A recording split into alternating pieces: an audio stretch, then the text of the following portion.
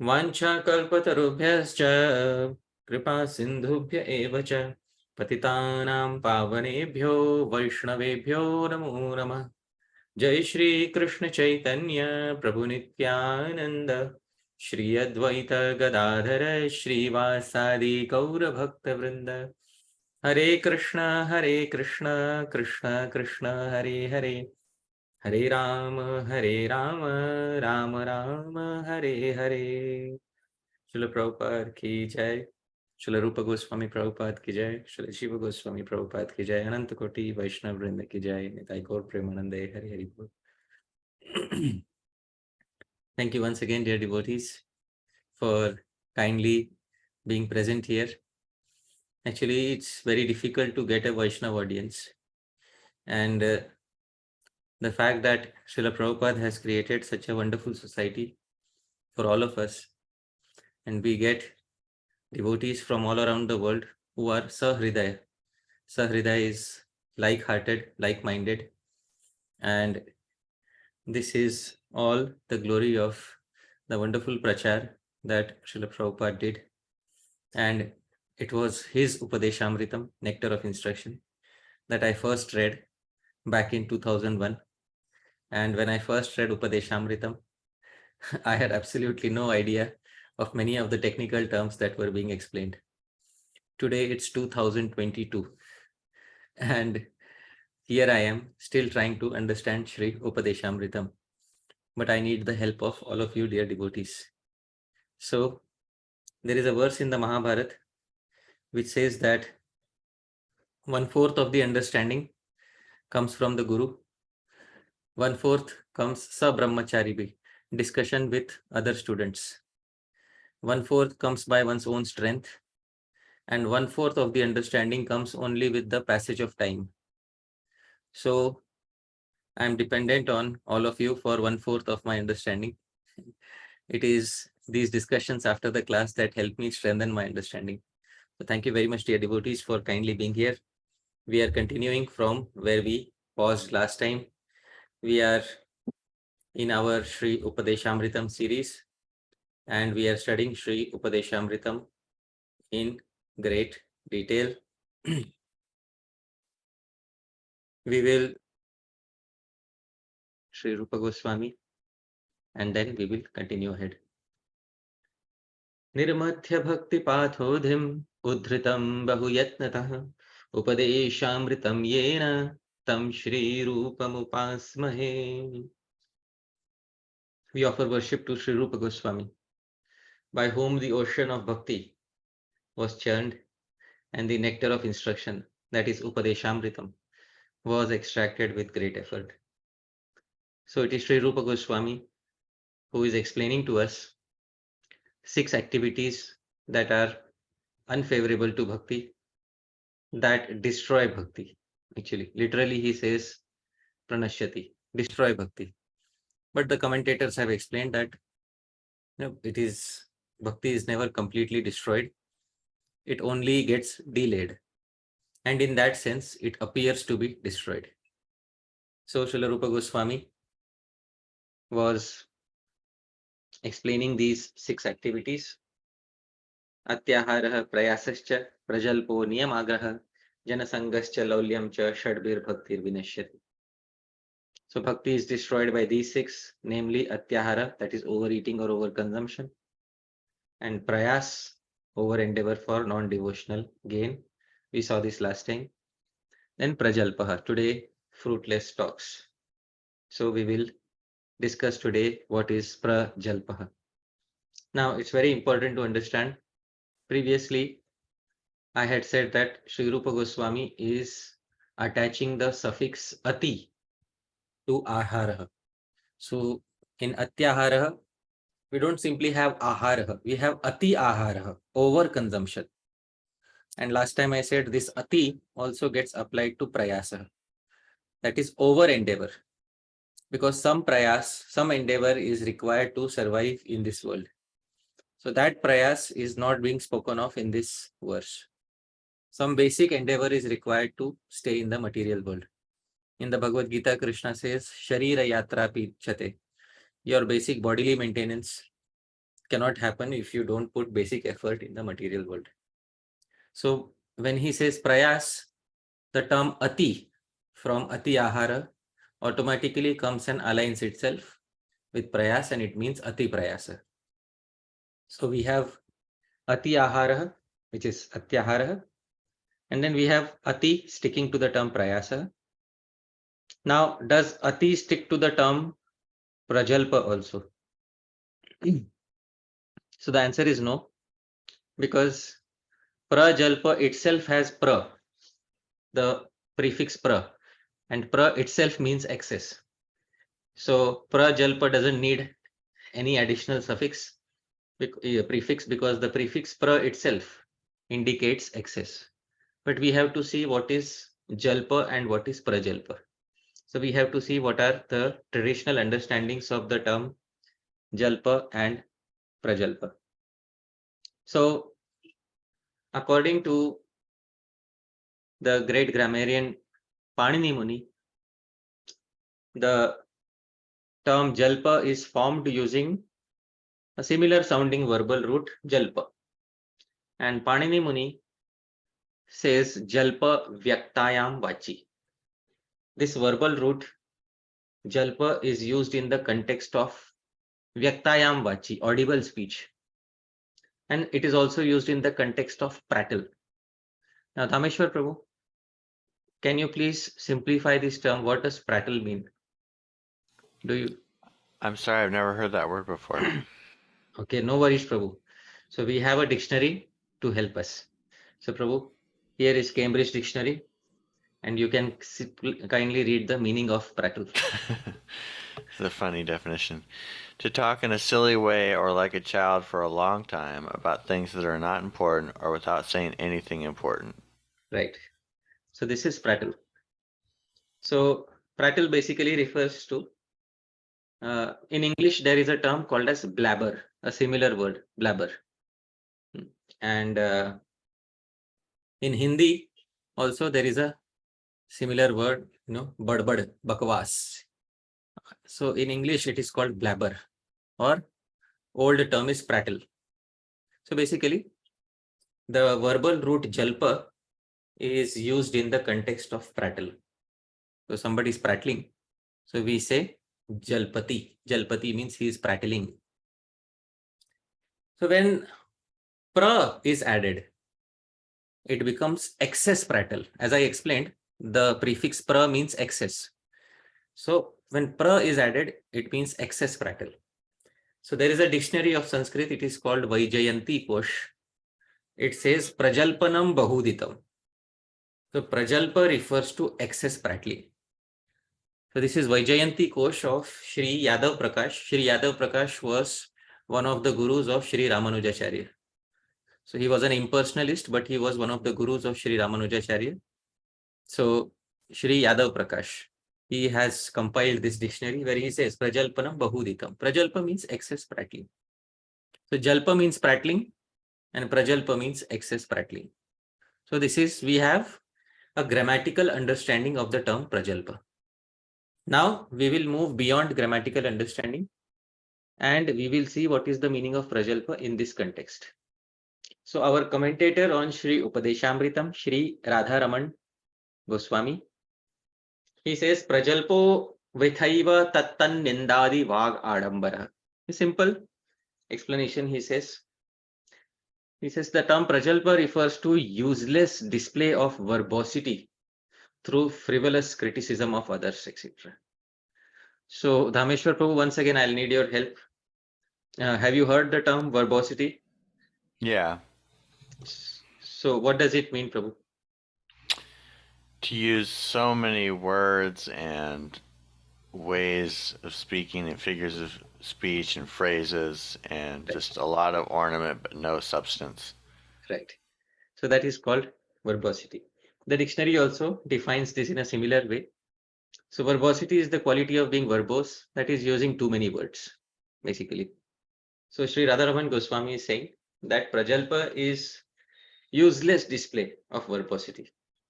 Sometimes you need verbosity. In our acharyas, Jiva Goswami, Sri Jiva Goswami, Sri Rupa Goswami, when they write poetry, So they use long compound terms. So, they are using so many terms to glorify Krishna. So, like Sri Rupa Goswami has written Govardhan Ashtakam. Govindasyotam sitavam shikvanitodyallasyo kantha matta mayura vrajapita. One term to glorify Govardhan, such a long term. So, they use long terms, but it is not useless. It is in the service of Shri Krishna, Shri Govardhan. But when it is uselessly displayed, you know, for criticizing others, etc., then it becomes prajalpa. So, simple definition: showing one's verbosity for criticizing, etc. That is known as prajalpa. Now, Srila Bhaktivinode Thakur also gives a very nice definition of prajalpa. Srila Bhaktivinode Thakur says, prajalpa kala haranakari anavashyak gramya katha. So what is prajalpa? This is Bengali. He says useless gossip, anavashyak gramya katha, which is kal harankari, which wastes one's precious time. So any useless gossip that wastes one's precious time is known as prajalpa. So this is Srila Bhaktivinode Thakur's definition, a very good definition. So Bhaktivinode Thakur highlights what is the main point about prajalpa. The main point about prajalpa is that it wastes time. Previous sessions also I have said, atyaharaha wastes time, prayasaha wastes time. Srila Bhaktivinode Thakur pinpoints it this time. Prajalpa, kal harankari, it wastes one's precious time. So this is the main thing about how do they, destroy our bhakti, because they spend our tokens of time. And when they spend our tokens of time, then our chances of advancement in bhakti are destroyed. Srila Bhaktisiddhanta Saraswati Thakura gives an elaborate definition of prajalpa. He says, Jnani ganer shastriya vitanda janya panditya, karmi ganer anusthana priyata, anyabhilashira indriya priti mulak vakyavali prajalpa. So 3 types of speech are prajalpa. First, prajalpa refers to first the Jnani's false display of scholarship on the basis of shastric wrangling and cavil. This term is rarely used in English. Dhāmeśvara Prabhu, have you heard cavil before? No, Prabhu. Okay. So cavil is basically, this is the definition. There are many definitions of cavil. This is the definition which he is intending here. Basically, evasion of point of argument by raising irrelevant distinction or objections. You don't have anything to prove. You just want to disprove somebody else. So that is known as cavil. So that is, in Sanskrit, it is known as vitanda. So he has used a specific term here, vitanda. So vitanda means you have no stance of yourself to prove, but you want to demolish the argument of the person in front of you. So that is known as vitanda. Now, second, karmi ganera anusthana priyata. Now, the fruitive karmis, flowery expressions of attachment for mundane rituals. Now, if I take a bath in this river, then I will get this piety, so I am doing this. If I fast on this day, I will become a king in my next life. So I am fasting on this day. So when the karmis, they explain, like this, that is also prajalpa. And anyabhilashira indriya priti mulak vakyavali.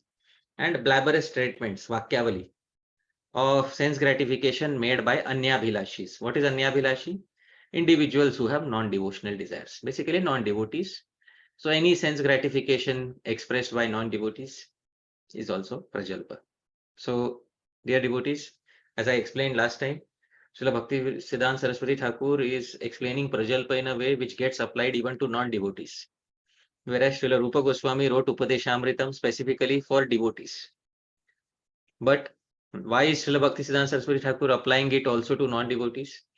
Because his vision is very broad and he wants to see the entire world become a devotee. So he is instructing the entire world. Srila Rupa Goswami said that a person who has controlled all the urges can instruct the entire world. Srila Bhaktisiddhanta Saraswati Thakura is doing the same, nothing else. So these are our definitions of prajalpa. Now, Srila Bhaktivinode Thakur's definition was concise yet very nice.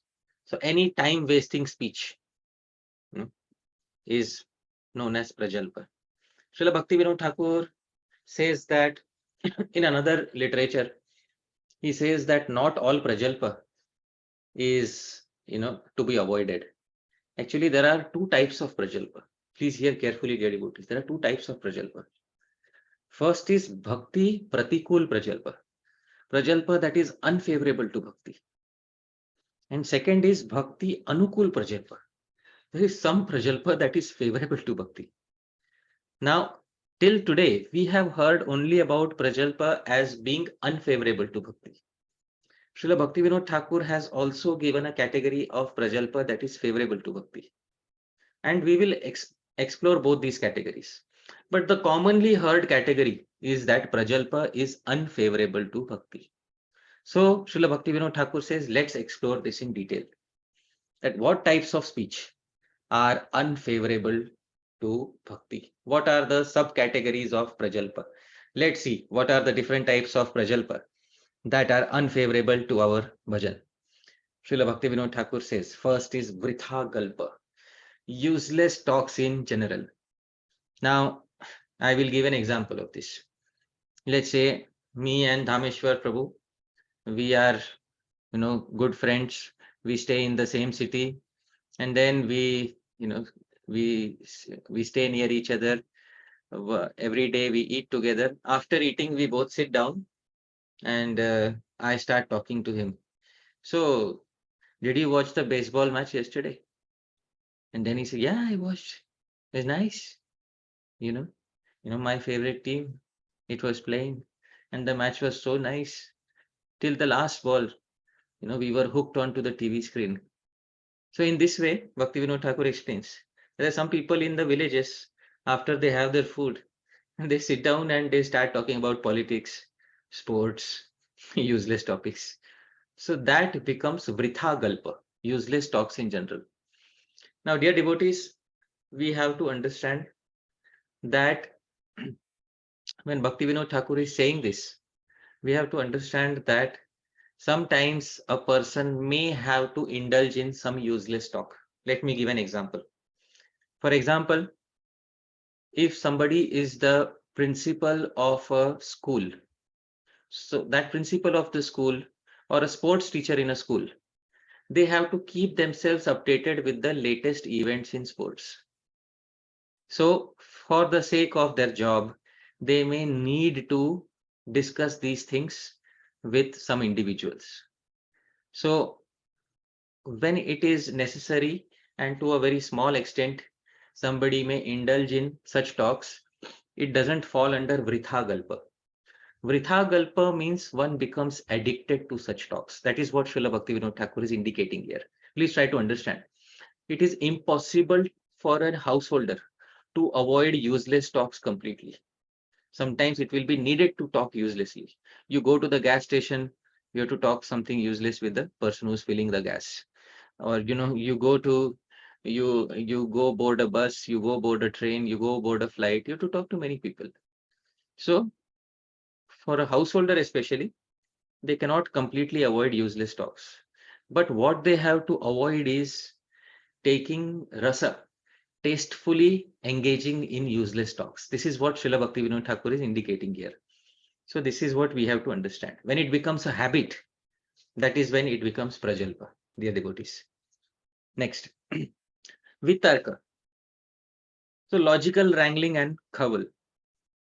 So if logical wrangling is used to defend the siddhanta of the sampradaya, it will not be counted as prajalpa.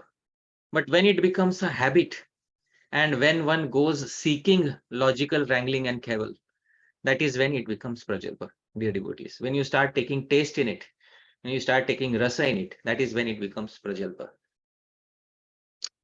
Third, he says paracharcha, gossiping about other people. You heard, Prabhu, did you hear this news? Prabhu, that particular devotee went through a very rough time in his relationship. And I know the explosive details. Do you want to hear, Dhāmeśvara Prabhu, what happened with him? Yeah. So, His wife accused him. I'll tell you all the accusations. It was out in an email. Prabhu, I know everything about, I got access to that email. I'll show you. So, paracharcha, gossiping about other people. When you start taking a rasa, a taste in it, so this is paracharcha, it becomes prajalpa. Now, a person who is a temple president may have to sometimes indulge in paracharcha, or a person who is in the temple management may have to sometimes indulge, because some problem may occur with a devotee and they have to discuss what happened with this devotee.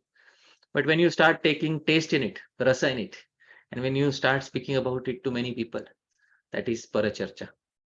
So this is what he is indicating here. Then he says paradosha anusandhan, fault finding in others. So last time in the question and answers, I quoted a verse which said that, there are some people who can fault find even good qualities. So these are the people who are dedicated to anusandhan, researching dosha, faults in others. So paradosha anusandhan, researching faults in others. Next he says vadanuvad, just getting into any debate for winning over others. So just taking any sides and just debating with other people. So this is vadanuvad. Then he says mithya jalpan, speaking falsities. Some people become addicted to speaking falsities. So this is mithya jalpana. And he says sadhu ninda. Now this is critical when you start criticizing sadhus. And finally he says gramya katha. In general, any other loose village talk which doesn't fit into these categories. So this last category is included because if there is something which doesn't fit into this, then it will fit automatically into the last category, which is gramya katha, any general loose village talk. Now the thing is, how do we remember 8 subcategories every time we are talking to somebody? It's impossible to remember 8 subcategories. But we have to note one thing. First, if there's any type of speech which is wasting our time, coming back to the basics, any speech which is wasting our time. Second, if it is negative speech and if we are taking pleasure in it, most likely we are indulging in one of these 8. So this is our yardstick for measuring whether we are engaging in prajalpa. Now let's go and see what Shastra has to say about many of these categories.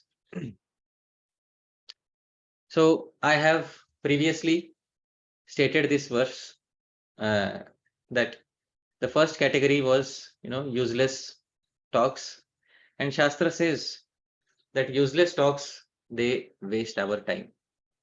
So I had quoted this verse previously also.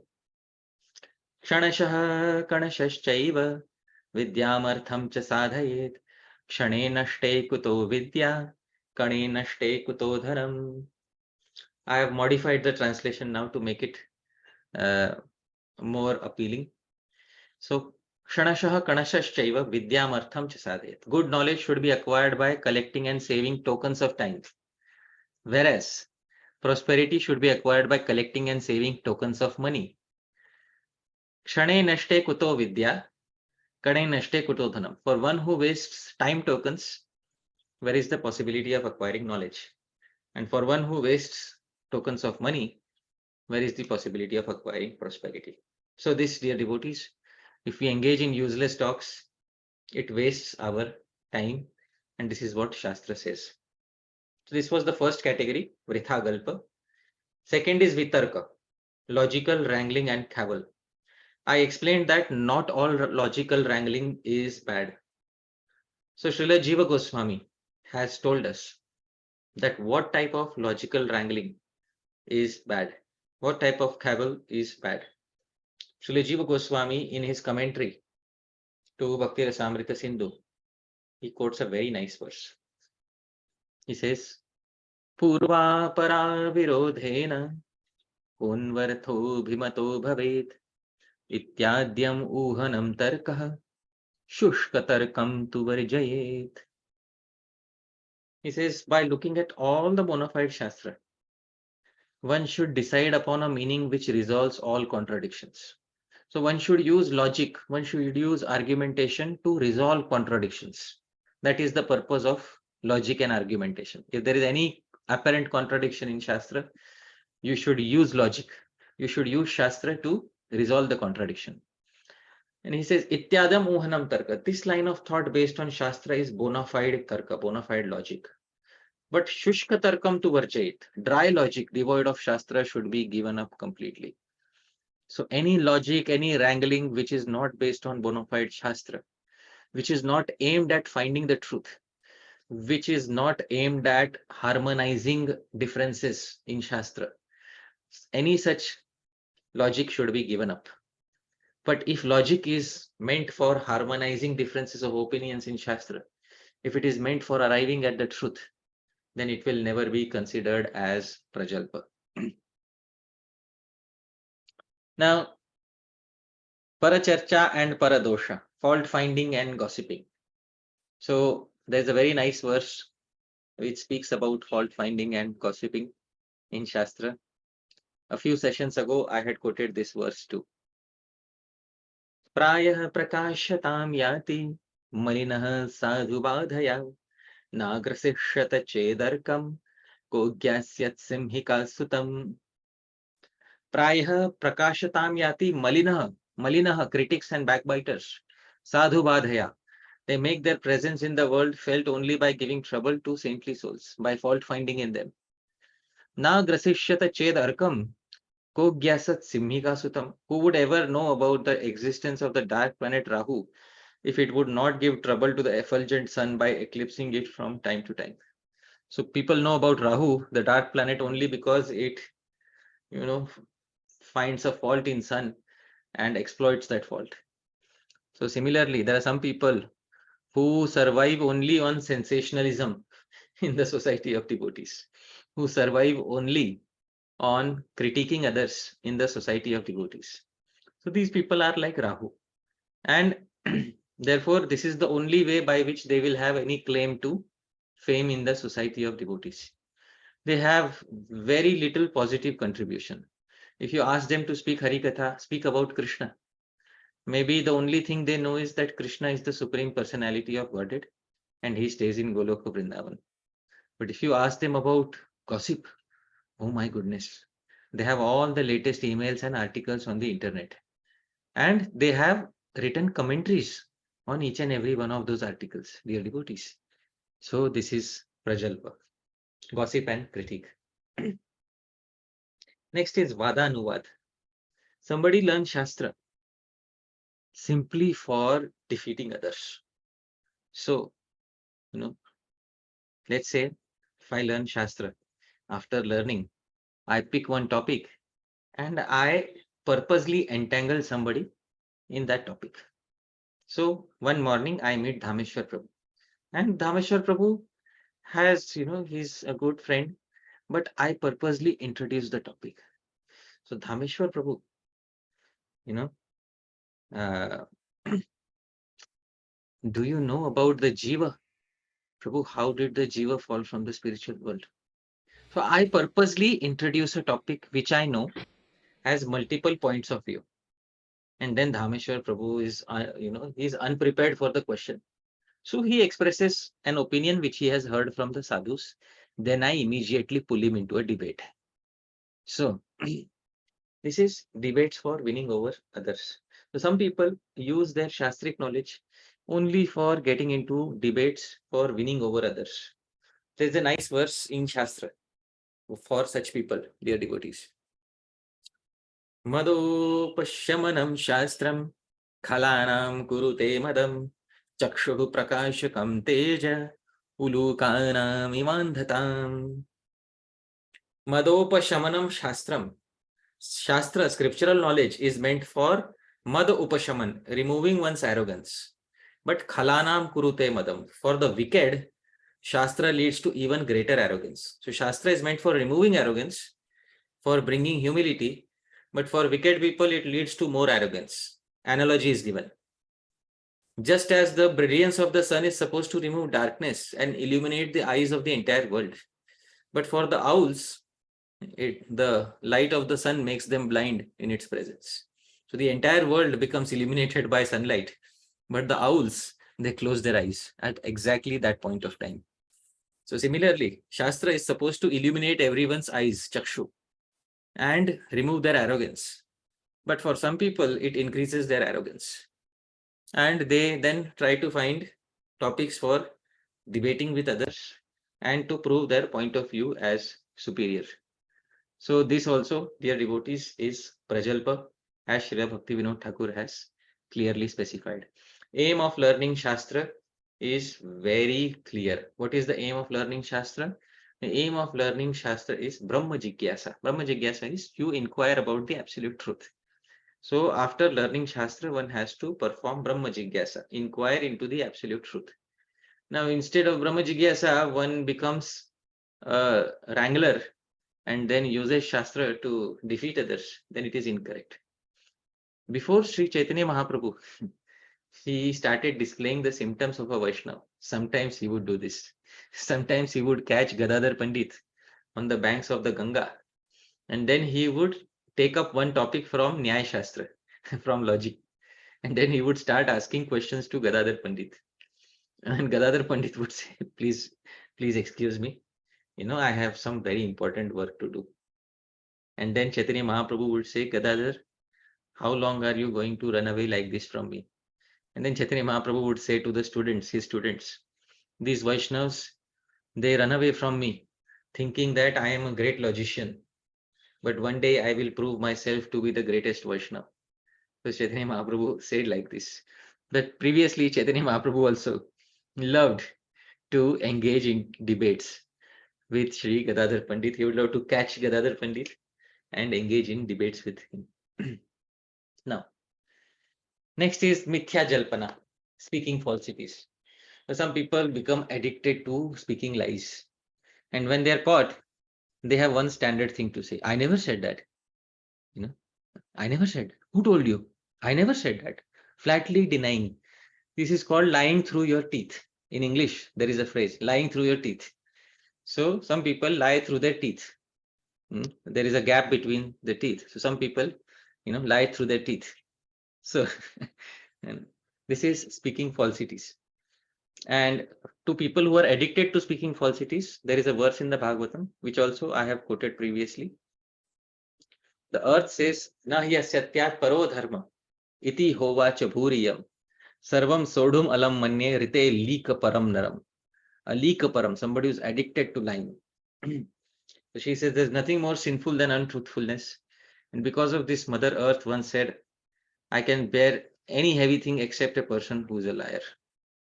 So the Sanskrit says alika param, who's dedicated to lying, basically, a habitual liar, basically. So that is what Mother Earth is saying. So once again, if one becomes habituated to lying, then it is again prajalpa. Because once in a while you have to lie.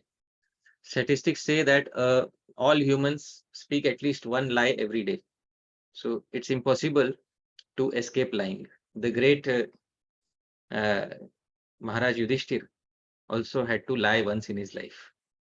So we all have to speak some lies from time to time because sometimes our jobs need it.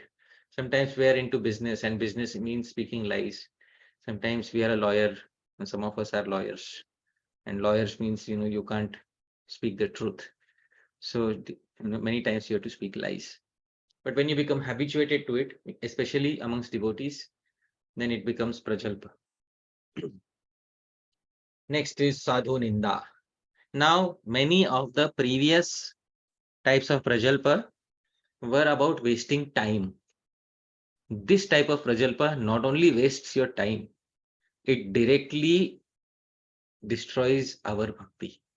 So it can cover up our bhakti in a serious way. So critiquing the character of a sadhu is the first naam aparadh, is the first offense in chanting the holy names. Dāmeśvara Prabhu, do you know the exact English of the first offense to the holy name? To blaspheme the devotees who have dedicated their lives to propagating the holy name of the Lord. Yes. So that is an English translation, and it is derived from the Sanskrit, which is given in Hari Bhakti Vilasa, and the Sanskrit shed some additional light upon the first offense. So I will quote the exact Sanskrit of the first offense, and we will see how it sheds light. There is some extra detail given in that particular verse of Hari Bhakti Vilasa. So Sri Sanatana Goswami, he quotes the first aparadh. This is the first offense as it is given in Hari Bhakti Vilasa. Satam nindanam na paramam aparadham vitanute yatah khyatim yatam katham sahate tad vigarha. So this is the first offense. Satam ninda, criticizing the sadhus. Namnah paramam aparadham vitanute is the highest offense towards Harinam. Question, why so? Paramam aparadham, the verse is highest offense. Therefore, it is the first offense because it is the highest offense. Why so? Yatah, because khyatim yatam, it is the sadhus who glorify and propagate Harinam. So who propagates Harinam? It is the sadhus who propagated Harinam.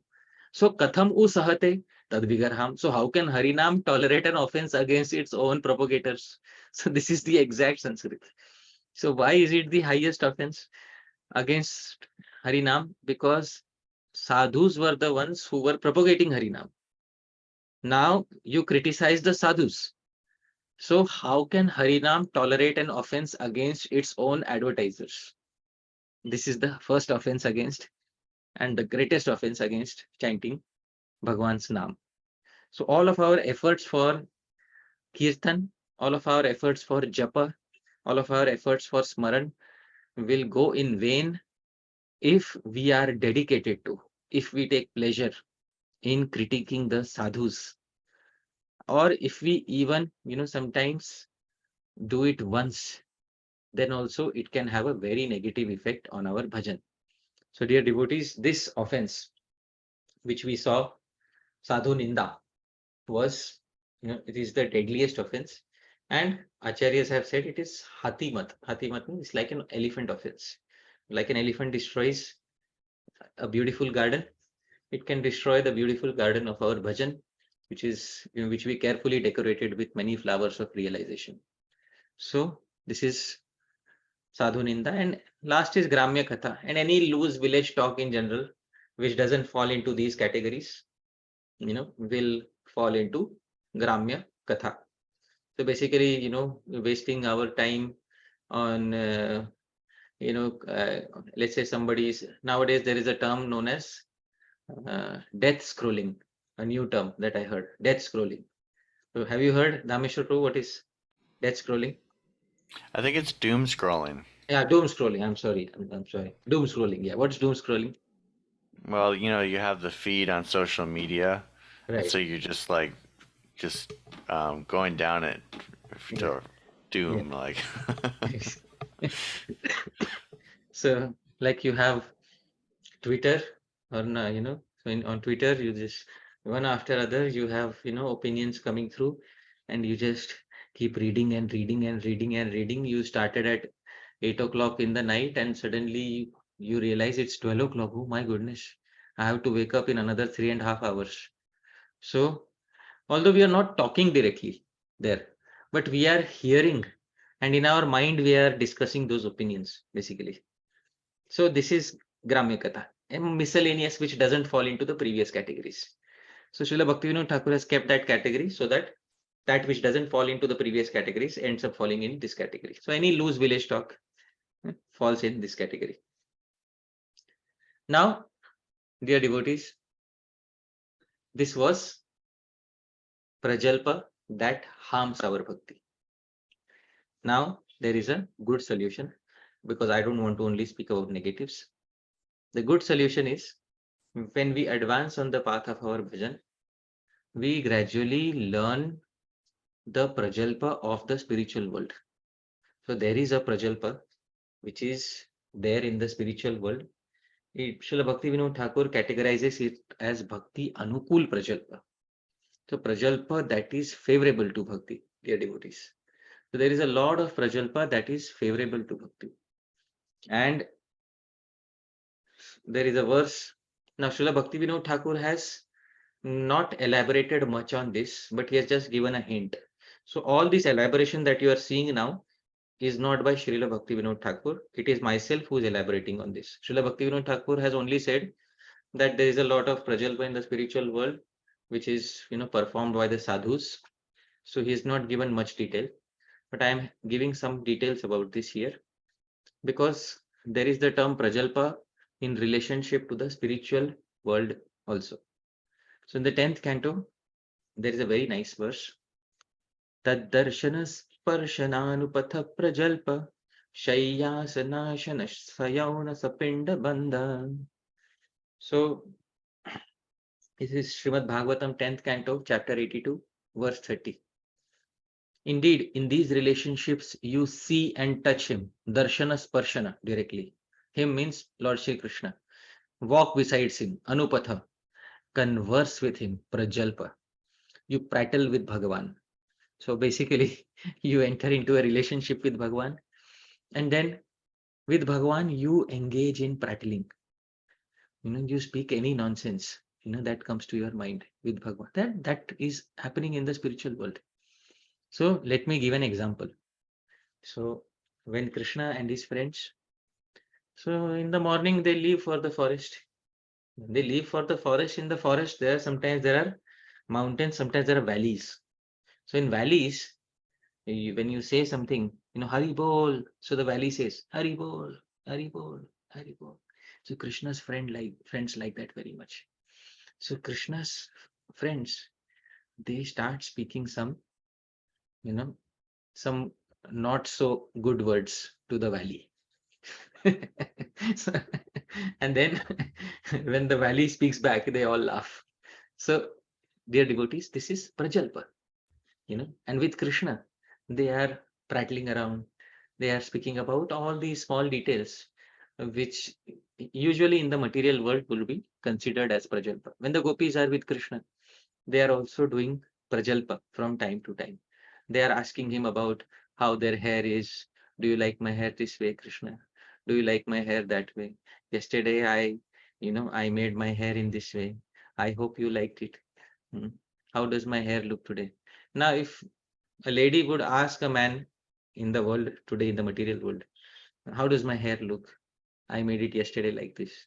So it would immediately fall in the category of prajalpa. But when the same prajalpa is performed in the spiritual world in relationship with Bhagavan, it's a very glorious thing. And hearing such prajalpa, when it is given in Shastra, is very favorable to one's bhakti. So this is known as Bhakti Anukul Prajalpa. Sri Jiva Goswami says, Prajalpa Goshti. Such prajalpa is nothing but normal talks or prattling with Bhagavan. So this is very much desirable for all of us, hearing such prattling that is mentioned in the Shastra. So many times there is a very nice literature. It is known as Dan Keli Chintamani. So it is the pastime of exacting toll, when Krishna forcibly forced the gopis to give some toll tax. So Srila Raghunath Das Goswami and Sri Rupa Goswami both wrote, Dan Keli Kaumudi and Dan Keli Chintamani. Two literatures were written by them. So when Krishna and the gopis, and they basically, when Krishna stops the path of the gopis, so there's a lot of to and fro argument that happens. And Raghunath Das Goswami used to take a lot of pleasure in describing these arguments and in hearing these arguments. So it was all prajalpa, but it is all prajalpa that is favorable to our bhajan. So this is one. Srila Rupa Goswami has actually given prajalpa a place in the spiritual world. Srila Rupa Goswami, in his literature named Shri Ujjwal Nilmani. So this literature is very esoteric. Shri Ujjwal Nilmani. Sri Rupa Goswami has defined a term named Chitrajalpa. Chitrajalpa means wonderful talks between Srimati Radharani and Krishna, or between the gopis and Krishna. He says Chitrajalpa is of 10 types. Wonderful talks are of 10 types. What are the 10 types? Prajalpa, first. Parijalpa, Vijalpa, Ujjalpa, Samjalpa, Avajalpa, Abhijalpa, Ajalpa, Pratijalpa, and Sujalpa. Now, I won't get into the details of all of these 10, because today is not the time to get into all of these 10. But we are interested in Prajalpa. What is Prajalpa? in relationship with Srimati Radharani and Krishna. So Srila Rupa Goswami defines Prajalpa in the Ujjwal Nilmani. But this is not the same Prajalpa which Rupa Goswami is speaking about here in the Upadeshamritam. So dear devotees, this is Prajalpa which is favorable for our bhajan.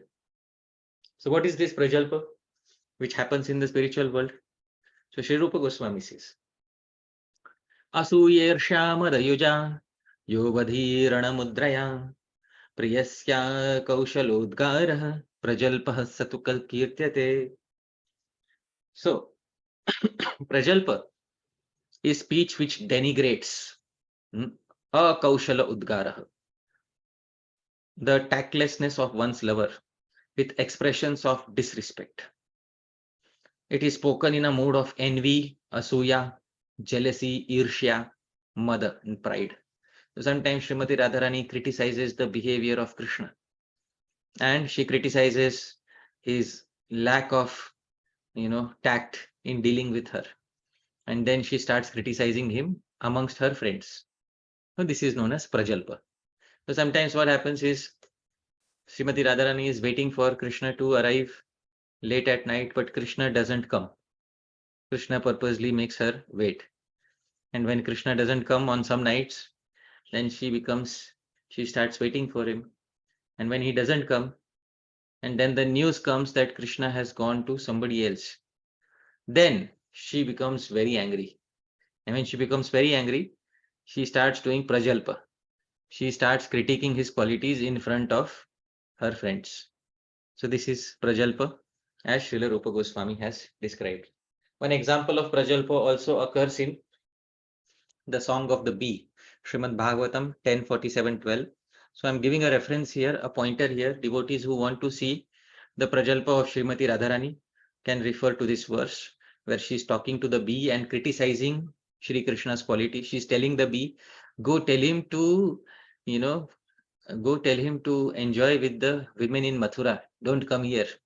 He's now so happy in enjoying with the women at Mathura. So she's criticizing his lack of tact. So this is Prajalpa. This verse is an example of Prajalpa in the Srimad Bhagavatam.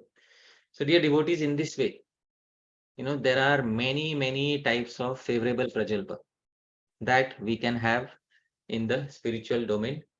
So Prajalpa basically is of two categories. First, that which is detrimental to our bhakti. Second, that which is favorable to our bhakti. Devotees should do everything possible to stay away from Prajalpa which is detrimental to our bhakti, especially that variety of Prajalpa in which criticizing sadhus is involved. Because other varieties of Prajalpa may waste our time. That's not such a big loss as compared to directly destroying our bhakti creeper and directly shrouding our bhakti by critiquing a sadhu. So dear devotees, please let's take care about all these types of Prajalpa. Sometimes it may be impossible to avoid Prajalpa. And sometimes it is for Grihasthas especially, it is the need of the hour, to indulge in some talks because they are staying in a society. Recently, I was invited to a marriage ceremony. So I went to the marriage ceremony. Now, marriage ceremony means it's a social gathering. Now, I can't say there, oh, Prajalpa. So I will not talk anything which is not related directly to Krishna. So people are going to come and ask me, how are you? Is everything okay? How is your son? Obviously, yes, I have to reply. I can't say, well, I don't indulge in Prajalpa. Sorry, thank you. So if I say like this, I lose all my relationships with devotees. And basically, it will also end up offending them. So some things in limited quantities are needed. And there were many kids there. So with kids, sometimes I like to play with like kids. And with kids, I like to become like a kid sometimes. And I would like to play with the kids. So one devotee came and told me, well, it doesn't look like you're the same Hari Das who's speaking on the Upadeshamritam class. So I said, this is because in the Upadeshamritam class, I am simply speaking from Shastra directly. But in real life, this is Upadesha. I'm trying to practice Upadeshamritam in real life. And sometimes you have to make some exceptions, because Prajalpa doesn't, it's not a hard and fast rule that you have to always apply. Sometimes some exceptions are there. In a society, you'll have to have some occasions where you indulge in Prajalpa, but don't start taking rasa, don't start taking taste in it. Don't make it the main focus of your bhajan. That is what is the intention of Srila Rupa Goswami. Please try to understand. There is something which the Acharya writes. It's called the letter of the law. And then there is something known as the spirit of the law.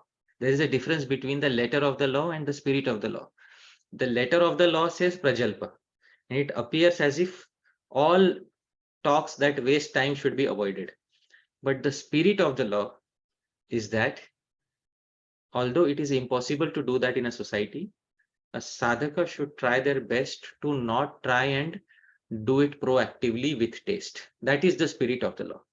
So, with this, dear devotees, I am concluding this discussion on Prajalpa, but I would like to end with a beautiful verse in which Balram is doing some Prajalpa. Dear devotees, Srila Rupa Goswami says in the Bhakti Rasamrit Sindhu, Sri Rupa Goswami says one time Lord Balram got a little intoxicated. And when Lord Balram got a little intoxicated, Lord Balram likes to drink Varuni. Varuni is an intoxicating drink. So Lord Balram once drank some Varuni. He got little intoxicated. And after he got intoxicated, so he started blabbering something. This Prajalpa is recorded in Bhakti Rasamrit Sindhu. If you read Nectar of Devotion, because it's only the English translation, you may not be able to see the beauty of the original Sanskrit. But the original Sanskrit gives the beauty of what Sri Balram was saying. This verse is in the meter Prithvi. It's a very nice meter. I will recite this verse, dear devotees. Kindly hear. This is what Sri Balram was saying after drinking Varuni. Bhabha Brahmati Medini Lambate Chandrama Krishna Vavadadrutam Hasanti Kim Vrishnaya Shishidu Mamamuncha Me Papapan Patra Sthitam Madas Khalitamalapan Haladhara Shriyam Vahkriyat.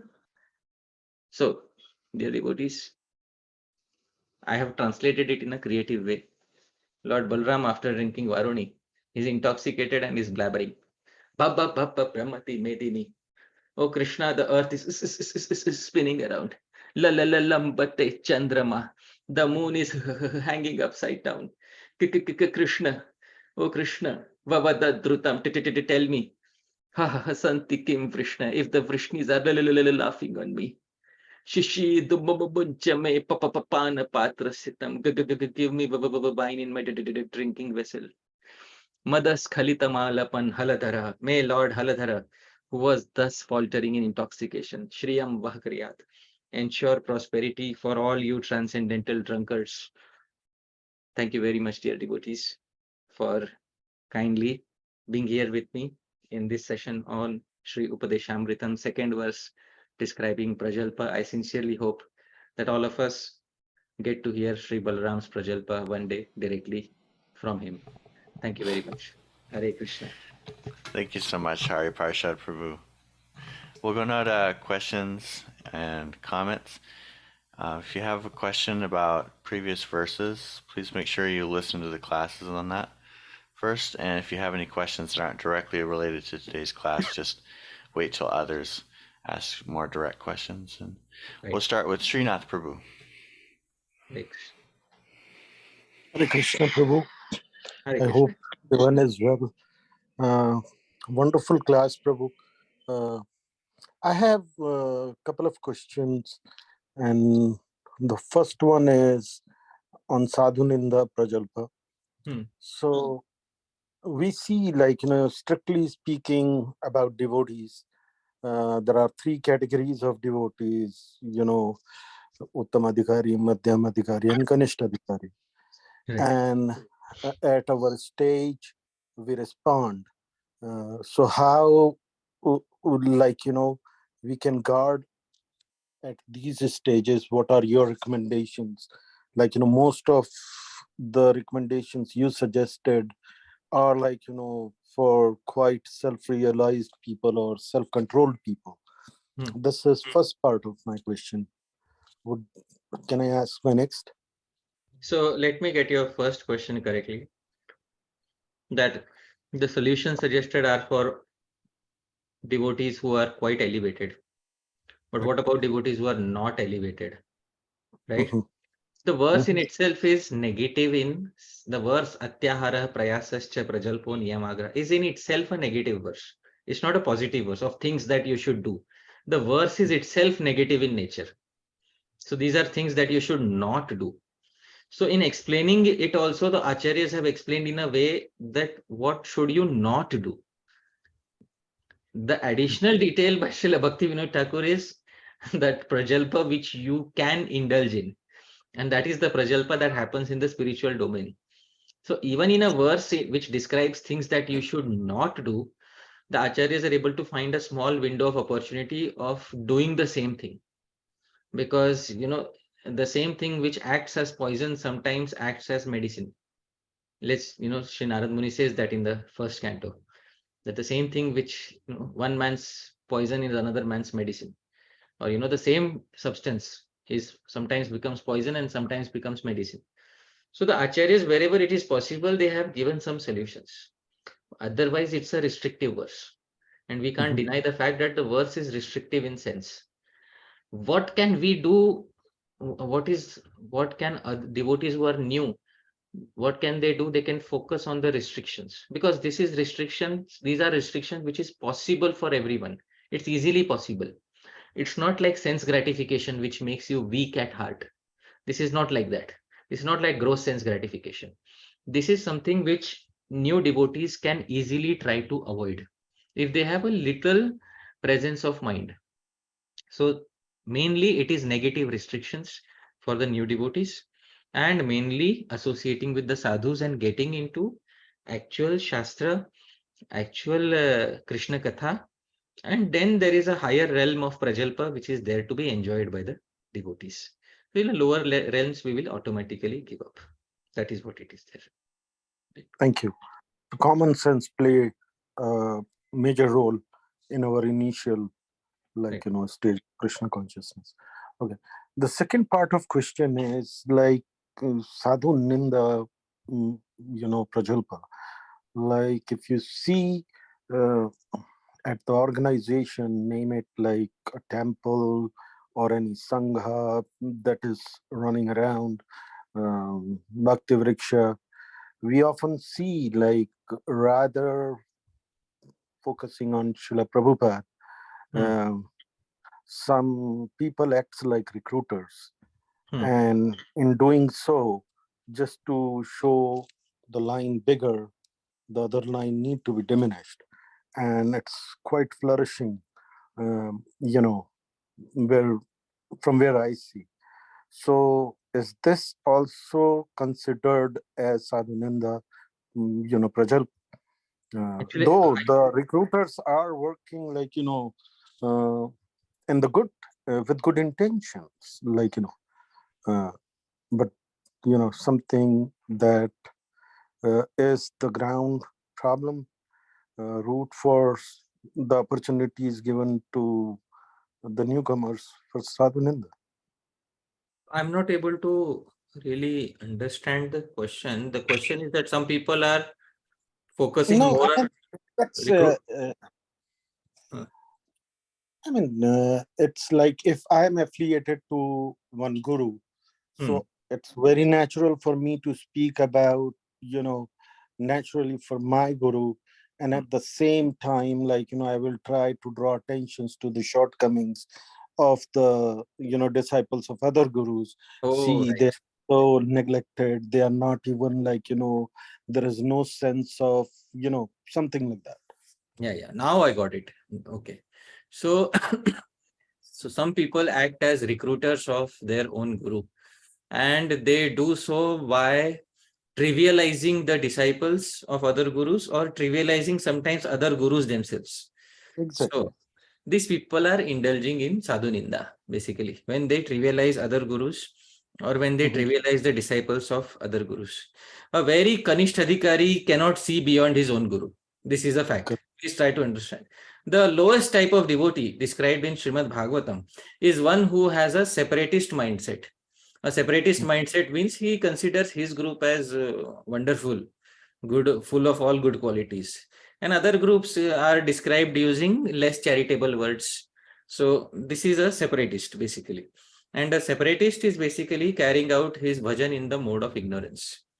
Sadhus are found in all corners of the world. Impersonalists are also sadhus. Says who? Srila Prabhupada himself. Where? In the Srimad Bhagavatam. Which verse? 5th canto, 5th chapter, verse number 2. I'll point out that Srila Prabhupada says that impersonalists are also sadhus. So this is Rishabdev actually saying that Sri Jiva Goswami says that impersonalists are also sadhus. I'll quote the verse. It is in front of us. Mahat sevam dvara mahur vimuktes tamo dvaram yoshitam sangi sangam. 5.5.2. Srila Prabhupada translates. One can attain the path of liberation from material bondage only by rendering service to highly advanced spiritual personalities. These personalities are impersonalists and devotees. So Srila Prabhupada also very clearly says that impersonalists are also sadhus. They are mahat. But that is the broad vision of a Mahabhagavat. Right? So a cripple-minded person does not accept that an impersonalist can also be a sadhu. So Srila Jiva Goswami in his commentary has written this detail that impersonalists are also sadhus. They have good character, many of them, but we may not agree with their philosophy. So similarly, a cripple-minded person is unable to see beyond his own group. And sometimes they criticize other gurus or trivialize other gurus for the same purpose. But spitting on the sky doesn't make the sky maligned. So similarly, you can't, if there is a genuine Mahabhagavat in the society of Vaishnavas, that Mahabhagavat will shine by his qualities. So there is no, such people's efforts will have very little negligible value. So, but still such people need to get out of their mindset that I have to recruit for my guru. If I bring 10,000 disciples to my guru, I'll get a gold medal in the spiritual world. Sorry, it's in fact you're bringing so much new karma to handle for your own guru. The Hari Bhakti Vilasa says that the guru has to take the karma of the disciple. So how much are you going to bring to your guru? so it's not some sort of a recruiting competition. Srila Jiva Goswami says one should never do such a thing. One should, the reason for becoming guru is so that the teachings of the sampradaya are not lost. That is the reason that Srila Jiva Goswami gives in Bhakti Rasamrit Sindhu. The reason for becoming a guru is that so that the teachings of the sampradaya are not lost. And so that, the sampradaya continues nicely. Not so that you make so many unqualified people as followers. And these people have no idea about who is Krishna, what is Tattva, what is Siddhanta. That is not what is supposed to be done. If we recruit a person, we should train that person. And simply recruiting them and not training them and just leaving them as it is means we are leaving them open for suffering in their spiritual life. So why should we, when we have recruited somebody, we should ensure that we train them nicely. So Thank you, Prabhu. thank you. Next we have Omkar Prabhu.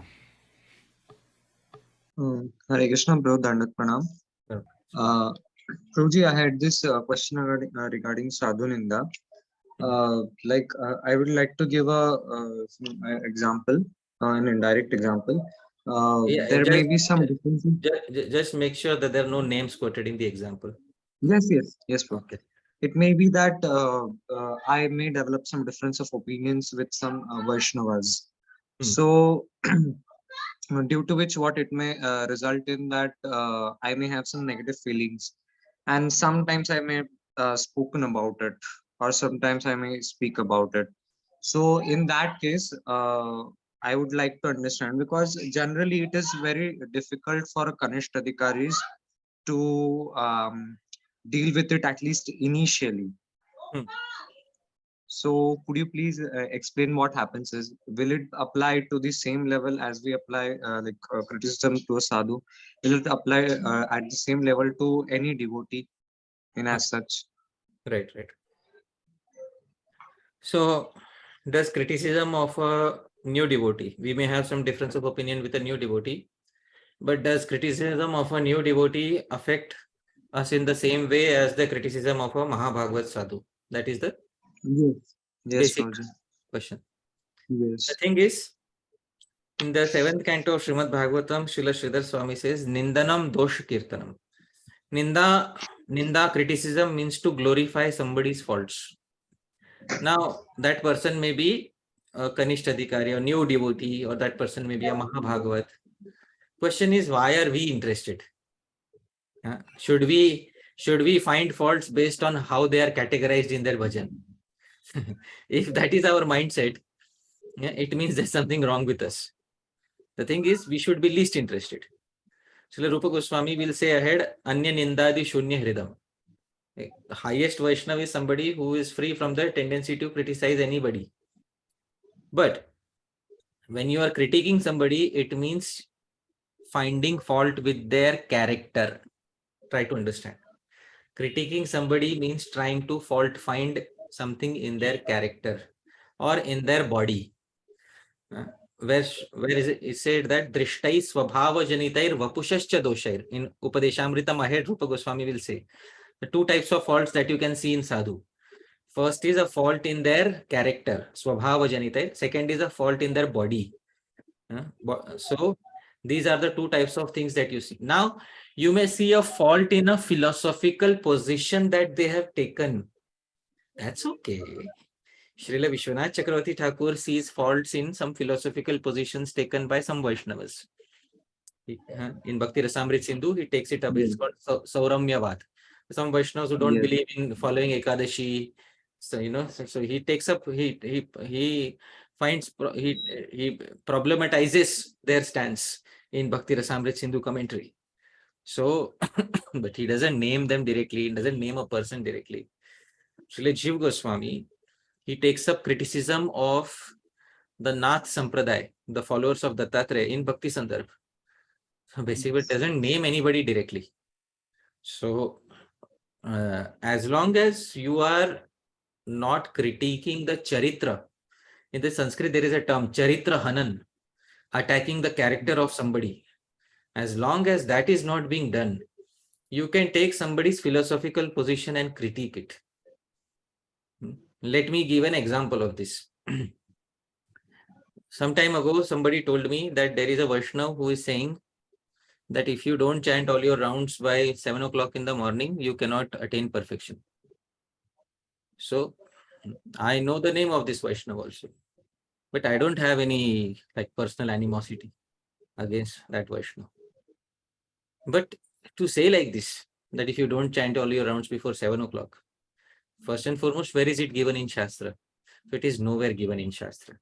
When Shastra was written, clock was not invented and AM and PM was not there, first and foremost. To make up such a rule is in itself one of the offenses to the holy name. Which offense? Harinamni Kalpanam. To imagine something in relationship to the holy name which is not given in Shastra.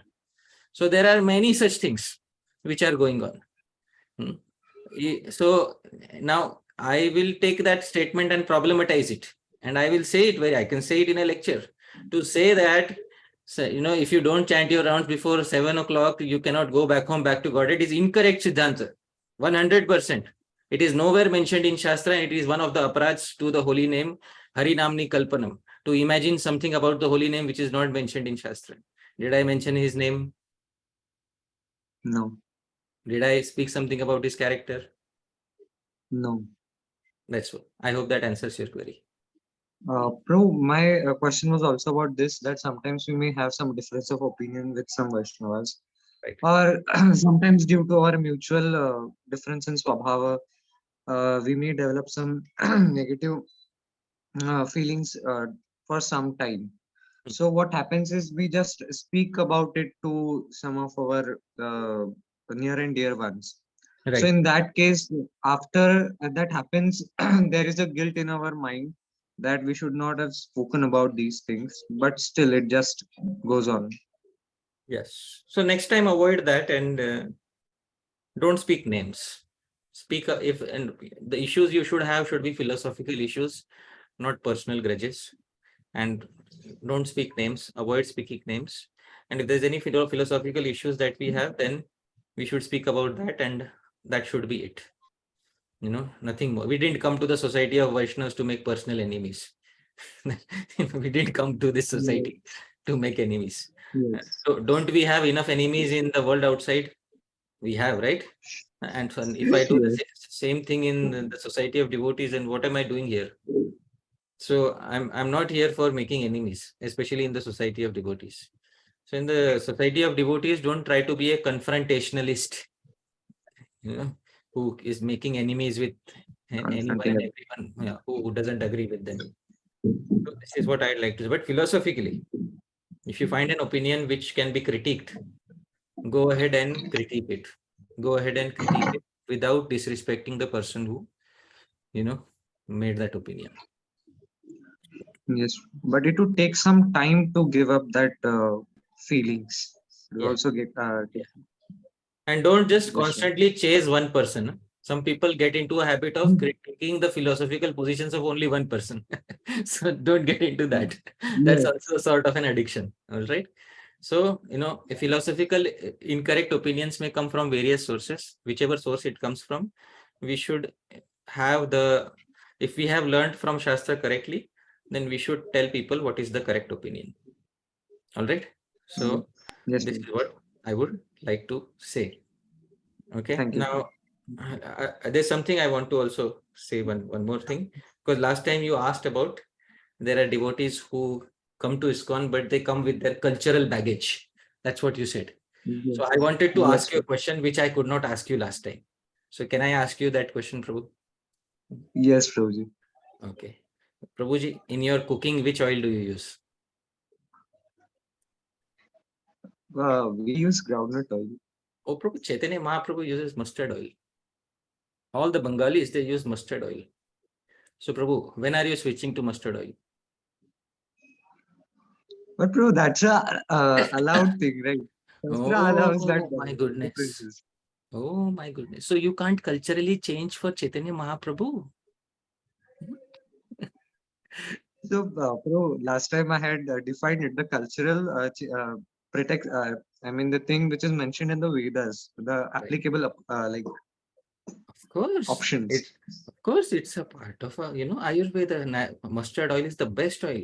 Ask any Ayurveda practitioner, right? But culturally, you and me are belonging to the western side of India.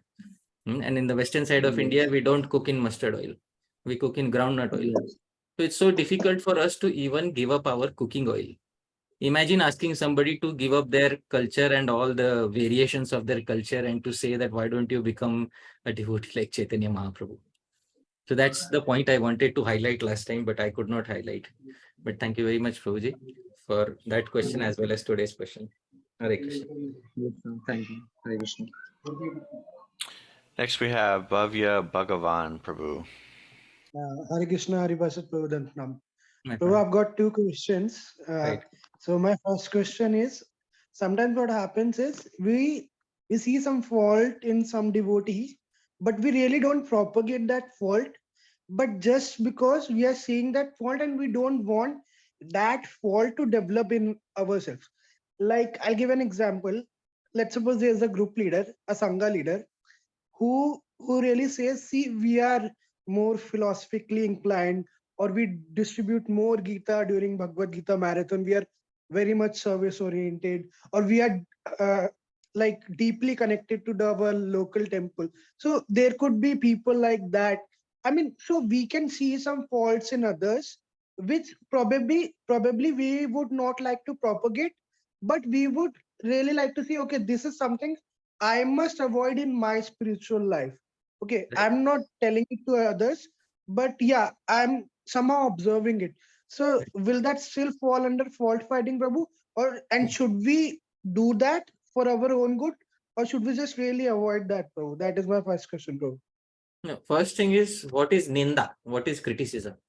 And therefore, when I defined Ninda, criticism, I defined it using commentary of Srila Sridhar Swami, because Srila Sridhar Swami, in his commentary to Srimad Bhagavatam, he has said something, and he has said Nindanam Dosha Kirtanam. Let me point out where Srila Sridhar Swami has said in his Srimad Bhagavatam commentary. I'll share my screen. This is Srimad Bhagavatam 7.1.23. In 7.1.23 commentary, you can yourself read. Srila Sridhar Swami says, Nindanam Dosha Kirtanam. What is Kirtanam? Uchchair Bhasha. Audible Yeah. glorification. So audible propagation of somebody's faults becomes categorized as Ninda. But as long as you are not indulging in Kirtanam of dosha, as long as you're not indulging in that, it doesn't exactly fall in the category of Ninda or criticism. But doesn't mean that you can find unlimited faults in your mind. Because if you're finding unlimited faults in your mind, gradually it will reflect in your behavior with that Vaishnava. So, although Ninda, criticism means audibly speaking about it to others, still disrespect in itself is a problem. So once you have noticed some quality in others which you don't like so much, you can make a mental note of it, but you should know that this devotee is still pure despite of the fault that we are seeing in them. Rupa Goswami is going to cover this. Gangam basam nakhalu buddha fen. Ahead he is going to say that in the Ganga there will be some impurities, but Brahma Dravatvam, it is Brahma Drava, it is spiritual liquid. So there similarly, this Vaishnava may be demonstrating some negative qualities, and I don't want to accept these qualities, but still this Vaishnava is transcendental to these negative qualities ultimately, because he is like the Ganga. So sometimes Ganga occasionally displays some negative qualities, which is okay. That doesn't affect the ultimate nature of Ganga Devi. So that will be spoken of later. But as long as you are keeping it within your heart, it doesn't exactly become Nindanam or criticism. So I hope that answers your query. But it certainly falls under fault finding, which is part of Prajalpa, the 8 kinds of Prajalpa. Yeah. But No. As long as you're not advertising to others, as long as it's within your mind, it yeah, is. but Prabhuji, like in the 8 types of Prajalpa, we saw one is fault finding. So it's still part of fault finding. Yeah, right? it's still part of fault finding. It's not, although it's not a part of fault discussing, it's a part of fault finding, because it's still wasting your time, basically. Okay. So my second question is on the similar lines. So you were just mentioning the Shastras are meant to make us humble, but sometimes what happens is we become arrogant. To the degree when we hear some class and where there is some point being made, then automatically somebody comes to our mind. Oh yeah, this point is actually about that devotee. He does that thing or something like that. So Prabhu, that is arrogance or pride in ourselves, right? And how do we really overcome these tendencies, Prabhu? I mean, happens a lot of time, at least for me, that when I hear some class or something, and then okay, some good thing, oh yeah, I do that, something like that, and some bad thing. Sometimes I relate it to myself also, but with others as well. So yeah, Right. that is some sort of confrontation, though. So yeah, as I said, because the mind is so spontaneous in nature, sometimes as soon as a point is made in a split second, it generates an image. That's because we have previously meditated on that person and the quality which they had. So it's impossible to stop the mind sometimes within a split second. So therefore, what one should do is that one should try to gradually detach oneself from such a thought process, and one should one should see the fault, basically remove the personality, because that personality is not going to have the fault forever. Rupa Goswami is going to say ahead, as I said, it's like the Ganga. So that personality will not have the fault forever, but still that personality came to our mind as soon as the fault was spoken. So we should just pray in our minds that let this not become a ritual, a habit within me. Let me not take taste in fault finding. So ahead when we go into the verse which deals with fault finding in Vaishnavas. So I will give some suggestions on how to avoid that. But because a detailed consideration on how to do that is needed, but it's beyond the scope of this particular discussion. But there are ways and means to, to get rid of such tendencies gradually and to become anya nindadi shunya hridam, to become completely detached from all such fault finding. Right? Yeah, thank you, Prabhu. I think Dhāmeśvara Prabhu has a follow-up question regarding my second question. Prabhu. No, I don't have any question, Prabhuji. Thank you. Prabhu, someone posted on the chat, I think. Yes, someone posted on the thread. Next, we'll go Isn't to that Radhika Vallabha Prabhu. Right. Hare Krishna. Hare Krishna, Thank you, bro. It was a very enlightening class, and I think each class we're getting to learn so many things. The question and answer session is also a great learning experience. Thank you. I had one question. Like you mentioned that point that if suppose somebody made that point that before 7 o'clock one should complete 16 rounds. You said like sometimes we may without mentioning that person, basically deal with the issue, not with the person, not criticizing that person without naming that person. So in the same line, like suppose we encounter some Vaishnavas, we don't know clearly, but it is they have certain difference of opinion from about a certain members in our Guru Parampara or certain members in our, say it could be founder Acharya, it could be gurus or this thing, but they are Vaishnavas.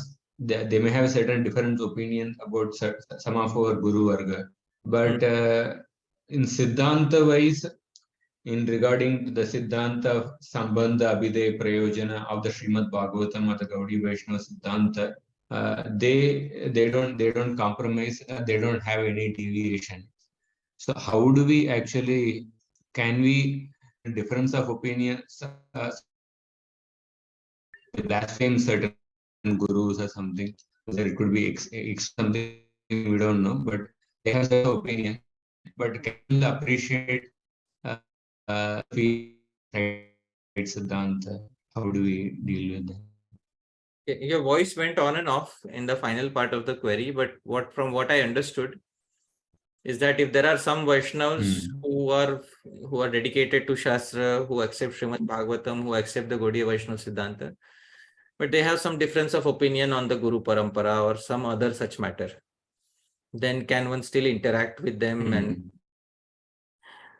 often we should see if such Vaishnavas want to indirectly trivialize our faith in our Guru Parampara.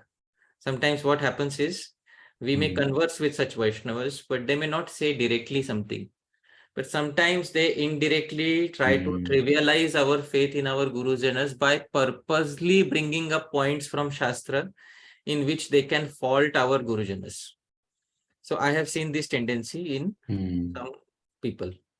But if their tendency is that they don't bother at all about these minor details, they want to talk about common topics which can benefit both of us. If that is their mood, then we can engage in a discussion with them. But if their mood is to ultimately come to a topic by which they can tell you that, see Prabhu, here is where you are incomplete. Now I can complete you if you switch to my side.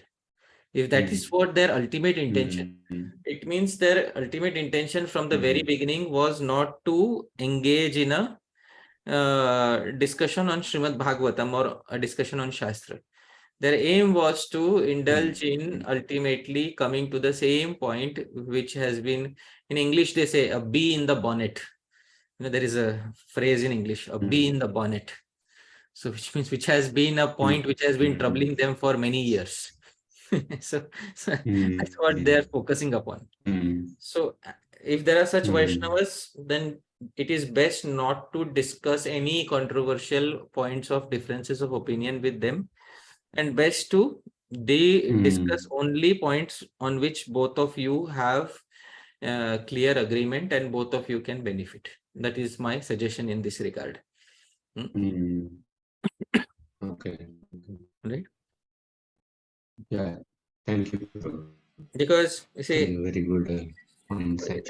because there was one a few years ago, there was one Vaishnava who used to speak to me through Facebook. It's nice, but one day he just made a very, casually he just said, this Satkriya Sar Deepika, which is our manual for rituals. It was written by Srila Bhaktisiddhanta Saraswati Thakura. It is not written by Gopal Bhatt Goswami. So I said, this person was talking very nicely. Suddenly he raised an objection on my Guru Parampara, saying that one of my gurus has fabricated literature. So then I stopped communication with him for some time.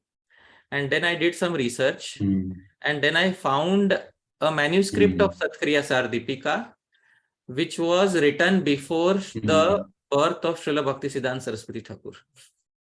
So I found a manuscript and I showed him the manuscript. That see, here is a manuscript of Satkriya Sar Deepika, which is still present in the university today. And it was written, it was copied before Srila Bhaktisiddhanta Saraswati Thakura even appeared on this planet. Now what do you have to say? Then he couldn't say anything. So please try to understand, some people have this innate desire to trivialize the Guru Parampara that, we are following. And this tendency is also there in us. Sometimes devotees from our society have the innate desire to label everybody else in the world as sahajiyas, impersonalists, or cheapsters who are not worthy of getting liberated. This is, I have heard, also in our society. So both these tendencies are very incorrect and are degrading for the sadhaka. Thank you, Prabhuji. Thank you. Next we have iPhone.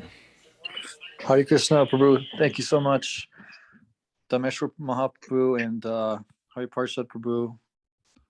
I'm very grateful for these classes and very grateful for both of your efforts to make these happen. Is that Nagar Kirtan, Prabhu? Yes, Prabhu, that's me. Okay. Nagar Kirtan Dāsa. I should announce myself. Please forgive me. So, Prabhu, I wanted to ask, well, I think apparently a lot of devotees have questions about the Sadhu Ninda, as is myself. And Padachara, you also mentioned as one of the types of Prajalpa that's unfavorable to bhakti. So one thing I've been wondering about for a long time is the pastime where Rupa Goswami laughed in ecstasy and a Brajbasi misunderstood and was offended. And because of that, Rupa Goswami was said to have his meditation, his absorption, his ecstasy interrupted or temporarily stopped, so until he recognized that he offended that Vaisnava and then he made amends.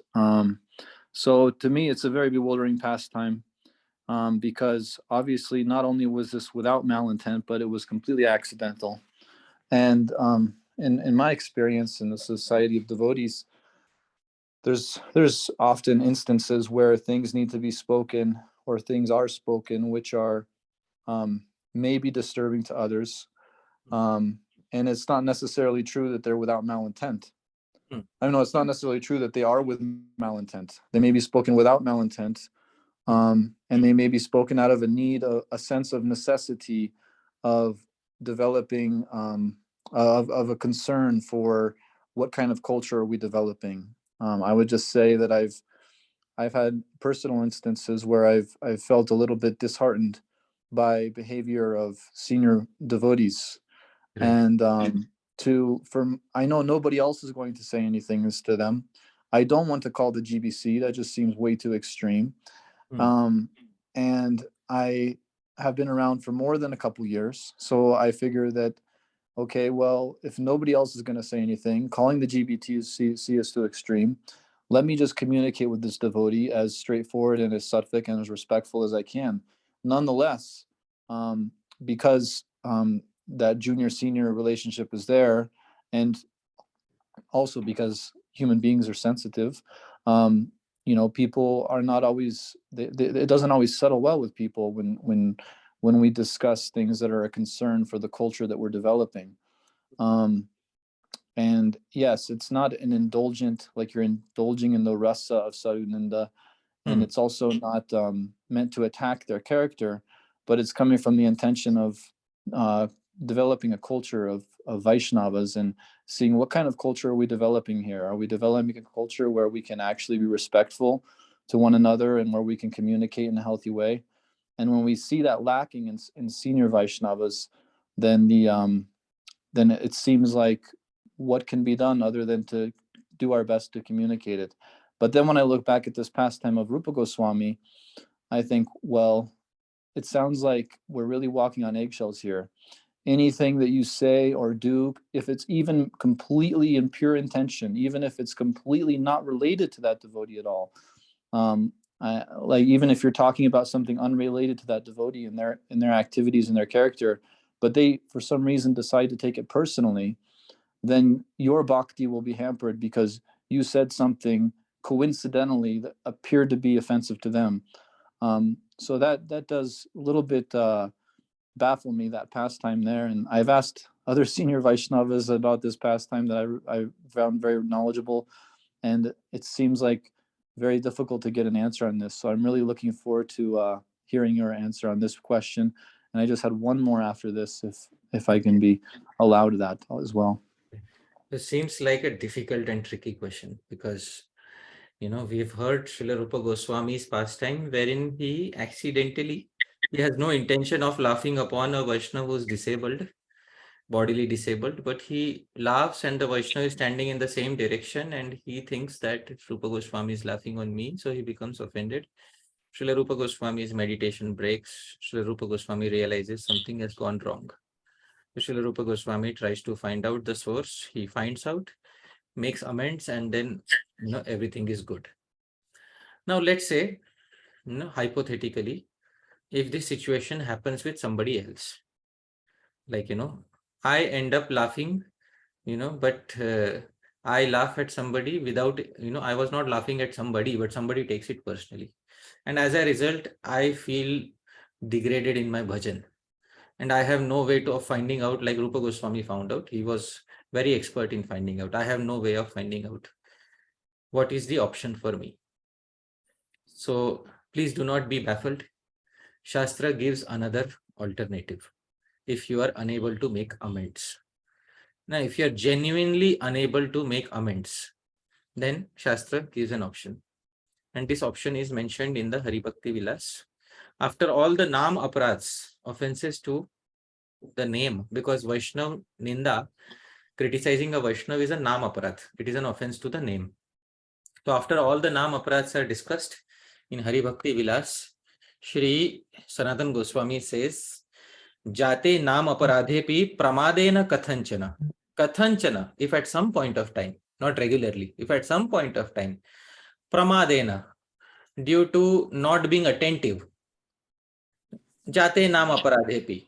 Because if you commit some Nam Aparadh, Sada Sankirtayan Nam, always chant loudly that Nam, Tadeka Sharano Bhavet, and become one pointedly dedicated to Krishna Nam. So this is an alternate solution for somebody who can't make amends, genuinely cannot make amends, because either the Vaishnava, he could not find out which Vaishnava was offended, or the Vaishnava may have left this world, or it may not be possible to communicate with that Vaishnava. So one can for some time take a vow of chanting extra rounds and becoming one pointedly dedicated to Sankirtan, audible glorification of Krishna's Nam. So in this way, this is how the Nam Aparadh can be relieved of. So let's say if Srila Rupa Goswami, hypothetically speaking, if Srila Rupa Goswami would not be able to locate the Vaishnava, then this was the next line of solution, that become one pointedly dedicated to chanting Harinam, and then it will be easily resolved.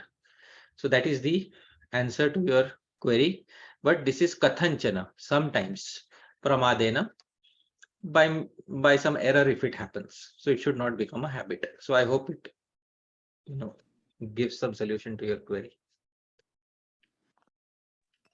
Yes, Prabhu, thank you. I guess I still may have some follow-up question on that later, but I'll just move on to my next question, if that's okay. Right. Again, regarding Sadhu Ninda and Parachara, I think is the Sanskrit term you gave. Paracharcha, yeah. Yeah, so avoid that. And at the same time, you said, especially for Grihastas, there is a necessity for speaking different types of Prajalpa at different times. Please cut me off if I say anything incorrect. And I'm particularly wondering about when there are instances where we, our leaders or spiritual leaders in our society may be carrying a lot of respect and a very big position, and then things may happen that reveal that what it has looked like on the Vyasasan has not always been exactly what it has been behind stage. Right. And it can be disheartening for a lot of devotees. And there can also feel like a need for discussion when a big devotee, a big leader like that, maybe turns out to have been doing things a little bit differently than everybody had originally perceived. And so to discuss that as a society and to be aware of those things, and to even have conversations about, the previous lectures and, okay, well, what is our relationship now with such a Vaishnava, and what do we want those who we're bringing to our society to have this kind of relationship, and then how also do we want to understand leadership, and how do we want to understand how we should, what kind of care should we take with having devotees in leadership positions or in renounced positions. And it seems like it's a topic that to ignore it when there's an event like that, to ignore those events and out of fear of Sadhu Ninda, it appears to me to have some element of ignorance to it, Right.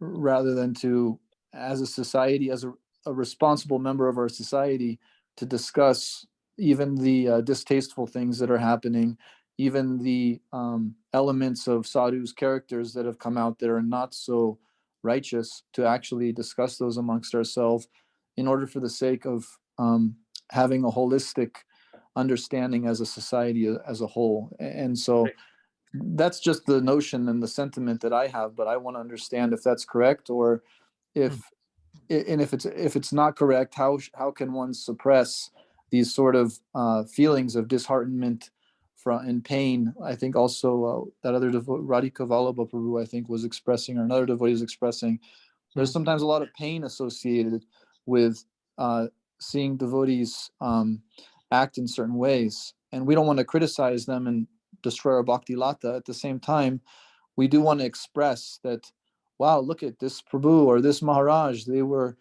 doing this and they were doing this, and the Shastra says you should not do that, and it caused me a lot of pain, and I think it's very bad for our society. I'll just interrupt. I think the question's clear. Okay. Yeah. Thank you. Yeah. So I think what you're asking is that sometimes spiritual leaders, they speak a lot on the Vyasasana, and in their personal life sometimes we see the opposite of it. Am I correct? And it leads to a lot of hurt in some cases.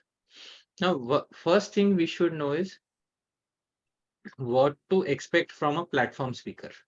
First thing to expect from a platform speaker is that don't always expect them to follow up on all the things that they speak from the platform.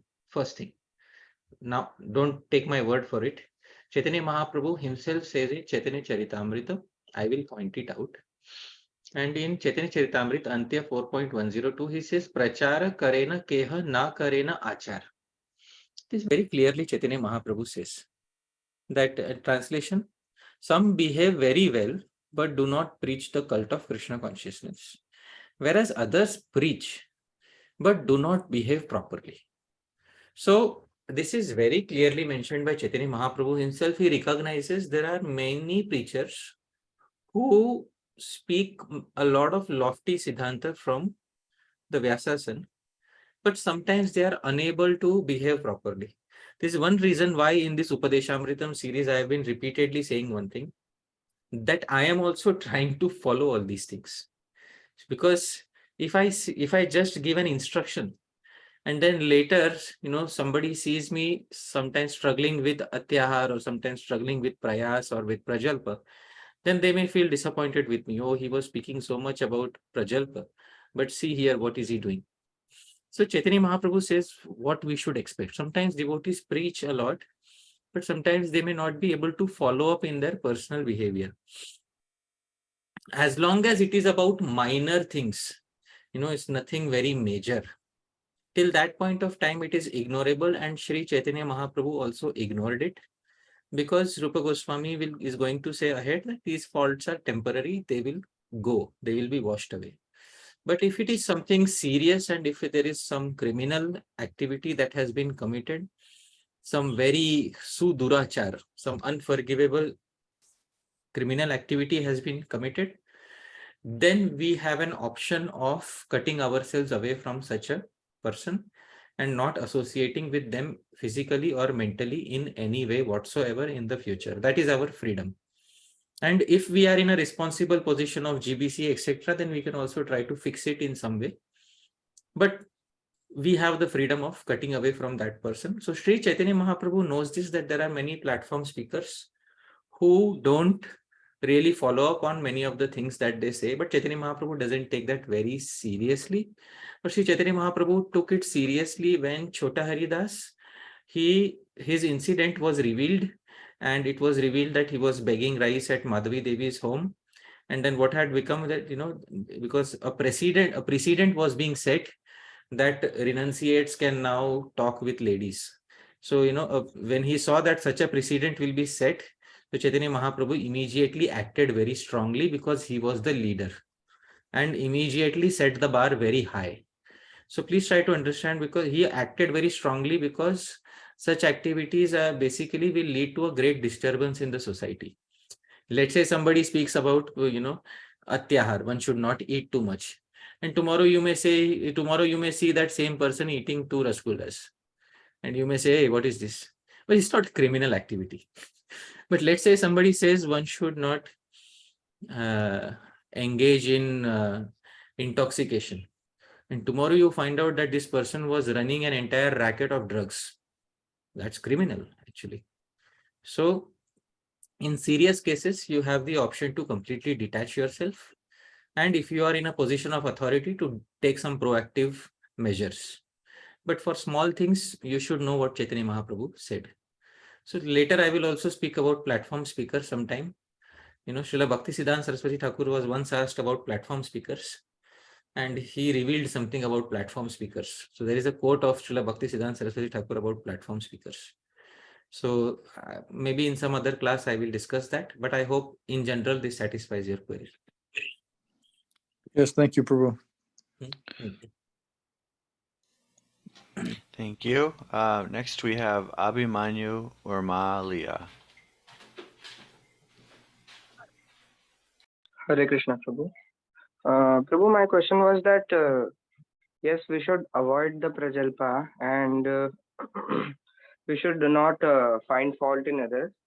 But sometimes it is very visible that there may be some problem, and there are some devotees who will just try to deny and not even acknowledge the problem. And the problem comes that they will not even explain that what is actually what should be done according to Shastra. And then sometimes they justify it, that maybe this is done for like maybe there is some different mood or something, like it is not having any support from Shastra or any Acharya or any Siddhant. So is it a good thing to do, like if we are not even acknowledging the problem? And main thing is that those devotees who are maybe who are not very much aware, then they are not able to differentiate between the right and wrong, because anything which is not able to which they are not able to understand, they simply say that it is they have different mood or something like that. So what should we do in such a situation? Should we actually deny it, or what, Prabhuji? So, Hare Krishna. Hare Krishna. So, there is a very general statement which can be used to cover up, any fault of a Vaishnava. So I'll quote one statement from Chaitanya Charitamrita. Tara Vakya Kriya Mudra Vigye na bujhaye. And Srila Prabhupada used to, sometimes paraphrase it. Vaishnavera Kriya Mudra Vigye na bujhaye. Even the learned people cannot understand the dealings of a Vaishnava. So, but there is a precondition. Yara Chitte Krishna Prema Karaye Uday. In whose heart Krishna Prema has already arisen.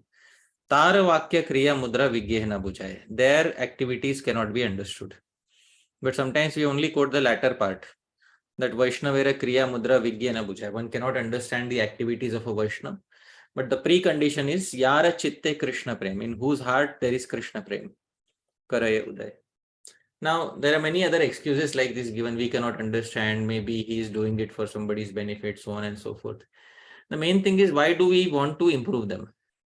Why do we want to improve them? Because we were not selected as their authorities. They have a group, they have their own authorities. We see something wrong, so why do we want to go there and improve them? So we should not have this tendency of trying to improve anyone and everyone who doesn't believe in us. Srila Prabhupada says this in his commentary to Bhagavad Gita 17.15. I will point out in Bhagavad Gita 17.15 commentary, Srila Prabhupada says something, and I will highlight it here. One should not speak in a way as to agitate the minds of others. Of course, when a teacher speaks, he can speak the truth for the instruction of his students. But an important part, such a teacher should not speak to those who are not his students if he will agitate their minds. So teacher, even if we are a teacher, even if we are a senior devotee, if we see some problems in others, if they don't accept our authority, then we should rather keep quiet. There are many things which I see, which I am deeply uncomfortable with. In the society of Vaishnavas, I am also not comfortable with. But what should I do? Every morning, start cleaning the sewage. So I don't want to do that every morning, because that's not for me. That is for somebody who is their teacher. Then how will the society of Vaishnavas improve? Well, the acharyas will decide. Let them take the headache. They have formed the society. Let them decide how the society will improve. If they want to empower us, they will empower us. And if they have not empowered us, then somebody else will take the responsibility of doing it. Unless it is something criminal, if there's some small things, we should not bother so much about it.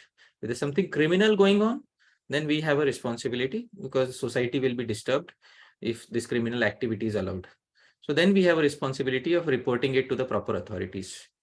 But if it is not something criminal, just some philosophical deviation or something like that, then if we are not their teacher, then we should not take it so seriously, because they are not going to believe in us anyways. This is what I have been following. I hope this helps you. We have a Yeah. Thank you. We have a question that was written here in the chat from Parama Karuna Prabhu. I think you might have already answered it. But I can ask it if you... Yeah. Go ahead, please. Yes, Prabhuji, what are you saying? You can ask if you want. Hare Krishna, Prabhuji. If it is answered, then that's okay. I was listening to the class. I thought it's probably, at least for me, I didn't feel it was clarified. I'll ask it again. So first of all, thank you so much for such an educational class. Very, very instructive. Thank you again. So criticizing Mayavadis, and as we have seen, Srila Prabhupada has done many times in his purports, etc. So can it be done? And especially not just as a casual conversation, but in a class, or if asked specifically about it by others for the purpose of getting an instruction or clarification, or if the topic specifically comes up. Is this also part of Bhakti Anukula activity or Prajalpa, or should it be avoided? If it is okay or allowed to do from a platform, then how best to do it? Okay, so I think Prabhu, you're logged into multiple devices. You'll have to mute one of them. I'm only logged in from one, but I'll mute myself anyway. Yeah, sure. So Srila Prabhupada, when he was writing his books, because the books were meant for public distribution, and we have all the books, we distribute the books to people, different people. Now, if you see the books of Srila Prabhupada, is there any person whom Srila Prabhupada has named and shamed in the books? No. No. So nobody was named and shamed in the books directly, and these books were meant for public distribution. But has Srila Prabhupada critiqued the philosophy in his books? Yes, 100%. He has critiqued the philosophy. Yes. So what has happened later is, when Srila Prabhupada was discussing personally with his disciples and he was taking names, these conversations were recorded. Later, these conversations were published. And Srila Prabhupada, at least I don't remember Srila Prabhupada saying that these conversations should be publicized to the entire world. They were private conversations, basically. What should be publicized to the entire world was the books. But somehow all the conversations also came out, and today everybody has access to all the conversations. Now, whether that's a positive thing or negative thing, that I will not comment upon, but the result is that devotees are quoting from the private conversations of Srila Prabhupada, wherein he's taking names and criticizing, some individuals. So our yardstick should be that when Srila Prabhupada intended to give something in public, his books, did he mention somebody by name in his books? And the answer is no. And I try to follow that in my personal life also, that when I'm giving a public class, when I'm on a platform, so I don't speak names. I don't critique somebody by taking their names, and I don't critique their character. Let's say sometimes I may take a name, but after taking a name, I critique the philosophical position, not the character. So this is the standard that I have been following. Now, it may be any impersonalist. Impersonalists are sadhus. They have many good qualities in their character. Some of them are very renounced people. Now, suddenly, just because he has taken position as an impersonalist, to suddenly deny all of those qualities and to suddenly just start criticizing them, obviously, is not going to have a good effect on our spiritual life. So we should avoid criticizing the character. Character assassination should always be avoided. I have great respect for Sri Adi Shankaracharya. Srila Jiva Goswami refers to Sri Adi Shankaracharya with great respect in his 6 sandarbhas. Srila Vishwanath Chakravarti Thakur gives great respect to Sri Madhusudan Saraswati, who was an Advaitavadi. He says, Srila Vishwanath Chakravarti Thakur says in his Bhagavad Gita commentary, Sri Madhusudan Saraswati Padaha, plural case, plural, adararthe bahuvachanam, plural case is used for giving respect. So why does he do that? Because he's quoting Sri Madhusudan Saraswati in his Bhagavad Gita commentary. So there are many impersonalists from the Advaitavad school. They are very respectable personalities. They have a lot of vairagya, detachment from this world. And we should respect those qualities. And we should not assassinate the character of anybody. Now, philosophical differences, yes, 100%. We should, point out, and then we should do a surgical analysis of philosophical differences. That is within our domain of rights. But character assassination is low class. below the belt, basically. Let's just put it that way. It's below the belt attack, and it should never be done publicly. For a Vaishnava, character assassination should never be done publicly, especially. So we should note these things. Thank you, Prabhuji. Thank you. Thank you very much. Sandeep Prajapati. Hare Krishna, Prabhu, Dandavat Pranam, and thank you for wonderful class and doubts clearing session. Prabhuji, my question is that if in family, when some devotee is there and the family is not devotee, and they are talking about different, there are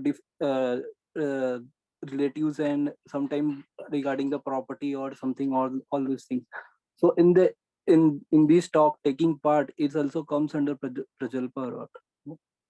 I told you that sometimes it is impossible for a grihastha to avoid all of that. Sometimes, the home property is getting divided. Obviously, it's not going to be a time of, good talks. There will be some heated arguments when properties are getting divided, because there are disputes in property divisions. So obviously, when that happens, a grihastha who is, staking a claim in the property may have to speak some things which are not exactly favorable to his bhakti. But these are one-time things, and the grihastha is not going to take pleasure in it, and is not going to repeat it over and over again for many years. So therefore, as I said, for a grihastha, sometimes it becomes impossible to do such things. I'll narrate an incident from the life of my Guru Maharaj, because he's not grihastha, he's sannyasi. So he's your Guru Maharaj also, is our Guru Maharaj. So Yes, sir. When he left home, after some time, there was, some dispute over property in the family. And, the police called him and said, there is a dispute over property, you have to come to the police station. So he went to the police station and they locked him up. And they said, there is a dispute over your property. He said, what's the dispute? He said, well, some relatives want the property. So Maharaj just said, point me where I should give the signature. I'll sign there. No problem. If they want it in their name, I'll sign it there. So Maharaj just put his signature wherever they wanted him to sign. They let him go, because this is sannyasi. But yes, for somebody who is a grihastha, he may not have the same reaction. So we should try to understand this. The grihastha may have to fight a little bit in such cases. Yeah, and Okay. also, sometimes we plan our life. Sometimes we talk to our mind as well. Sometimes we have talk in our mind. So that is also comes under Prajalpa, mental Prajalpa, something, or some different terms is there for that. There is no different term for mental prajalpa. Prajalpa means when you're speaking to others. Therefore, I did not invent a new term. Prajalpa means when you're speaking to others. It mainly happens in social interactions.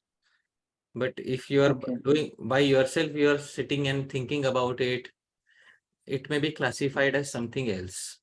Basically, it's not prajalpa. It doesn't fall under the category of prajalpa. It is basically, it may be atyahar or prayas. It may fall into that category if you're doing too much of it. Right? So, so it's not exactly prajalpa. So since today's talk is about prajalpa. Overthinking, basically, it is a overthinking. Overthinking about material gains will fall into the category of prayas. So I have put it in that category. Okay. Yeah. Thank you, Prabhu. Thank you for the clarification and the past times. Thank you, Dandavat Pranam, Prabhu. Yeah. You don't just go and sign, huh? If you want to be a grihastha, don't do like that. Hare Krishna. Very good. And our last question is from Satvik Sharma. Hare Krishna. Hare Krishna. Hare Krishna, Dandavat Pranam, Prabhu. Prabhu, when you were speaking about the different kinds of prajalpa, you yourself made a comment on that it's not possible every time for a devotee to remember all these categories, subcategories. Right. So basically, that's my question. So how to practically remember it when we are conversing with anybody else or a devotee? Right. So therefore I said there are two things that we should remember. Two basic things we should remember. First, we will realize that something is wasting our time. Our own speech is wasting our time, first and foremost. That was the first yardstick. Second yardstick is you will see that you are taking some vicarious pleasure. Now, you know what is vicarious pleasure? Vicarious pleasure means a negative you are deriving some negative pleasure in your speech. These two are good indicators that one of the categories of prajalpa is being flouted. And you are entering in one of these categories, you are, one of the prajalpas you are performing. So Yeah. once you realize that using your speech, you are wasting your time, and such wastage of time is resulting in vicarious pleasure. These are two good indicators of indulging in prajalpa. Yes. Thank you, Prabhu. Hare Krishna. Thank you. I'll invite the devotees to unmute and give a big thank you to Hari Pārṣada Prabhu for his kind time and teachings. Thank you so much, Prabhuji. Thank you, Prabhu. Hare Krishna. Thank you, Hari Bhakti Prabhu. Thank you very much. Thank you very much, Prabhu. Hare Krishna. Jai. Hare Thank you, Hari Bhakti. Hare. Okay, Prabhuji. Okay. See you next week. See you next Hare week. Krishna. Hari Bol. I love Prabhu. Thank you.